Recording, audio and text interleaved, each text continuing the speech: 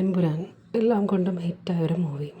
പക്ഷേ പൊതുവേ ഉള്ളൊരു ടോക്കുണ്ട്, ഏതെങ്കിലും ഒരാൾ നന്നാവുകയാണെങ്കിൽ അത് നന്നാവാൻ സമ്മതിക്കില്ല. പൃഥ്വിരാജിൻ്റെ ഹാർഡ് വർക്കും അവരുടെ ടീമിൻ്റെ എഫേർട്ടും ഡെഡിക്കേഷനും കാരണം റിലീസ് ചെയ്തൊരു മൂവിയാണ് എമ്പുരാൻ. അതിൻ്റെ പുറകിൽ ഒരുപാട് റിസർച്ച് വർക്കുകളും റീഡിങ്ങും റെഫറൻസും എല്ലാം നടന്നിട്ടുണ്ട്. അതുപോലെ തന്നെ പല സ്ഥലങ്ങളും വിസിറ്റ് ചെയ്യേണ്ടയും ആവശ്യം വന്നിട്ടുണ്ട്. ഒരുപാട് ഇൻവെസ്റ്റ്മെൻറ്റ് ഇറക്കി ചെയ്ത എഫേർട്ട് ഇട്ട് ചെയ്ത ഒരു മൂവി ആയതുകൊണ്ട് തന്നെ അതിൻ്റെ ഔട്ട്കം അത്രത്തോളം ഇഫക്റ്റീവാണ്. പക്ഷേ ജനങ്ങൾക്കത് സ്വീകരിക്കാൻ ബുദ്ധിമുട്ടാണ്. ചിലരാരും തുറന്നു പറയില്ല സോഷ്യൽ ഈവലിനെ കുറിച്ച്. ഗുജറാത്ത് കലാപം അത് ഒളിഞ്ഞു മറയിൽ കിടക്കുന്നൊരു സംഭവമായിരുന്നു. പക്ഷേ അതിനെ പുറത്തേക്ക് കൊണ്ടുവന്നതിൻ്റെ പേരിൽ പൃഥ്വിരാജിനെ എല്ലാവരും കുറ്റപ്പെടുത്തുന്നു. കൂടെ നിന്ന് ബ്രദറായിട്ട് നിന്ന് മോഹൻലാൽ പോലും രക്ഷയ്ക്ക് വേണ്ടിയിട്ടോ സമാധാനത്തിന് വേണ്ടിയിട്ടോ ക്വയറ്റായിട്ടിരിക്കുന്നൊരു സിറ്റുവേഷനാണ് കാണുന്നത്.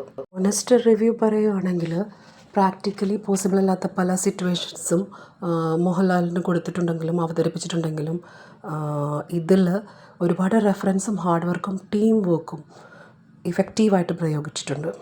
അത് ഇപ്പോൾ പൃഥ്വിരാജ് ചെയ്യുന്ന എല്ലാ മൂവിയിലും കാണുന്ന ഒരു റെഫറൻസാണ്. ഒരുപാട് കാര്യങ്ങളെ അനലൈസ് ചെയ്തതിന് ശേഷം അതിനെ ഇൻകോർപ്പറേറ്റ് ചെയ്യുന്നത്.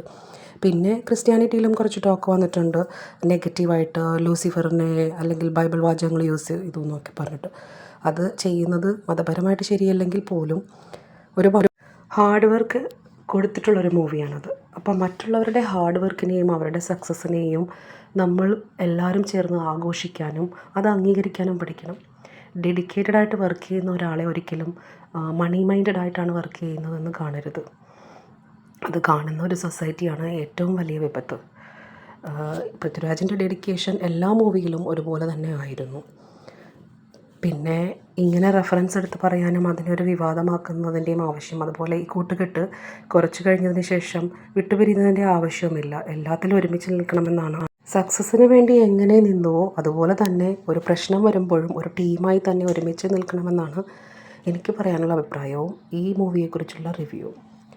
ചില ഒളിഞ്ഞിടക്കുന്ന കാര്യങ്ങൾ സത്യങ്ങൾ പുറത്തേക്ക് കൊണ്ടുവന്നു എന്നതിൻ്റെ പേരിൽ ഈ മൂവിയെയും ഇതിലെ പ്രൊഡ്യൂസർ സ്ക്രിപ്റ്റ് റൈറ്റർ ഈ ഒരു കോമ്പിനേഷൻ ആക്ട് ചെയ്തവരെ എല്ലാവരെയും ക്രിട്ടിസൈസ് ചെയ്യേണ്ട ആവശ്യം സമൂഹത്തിനില്ല.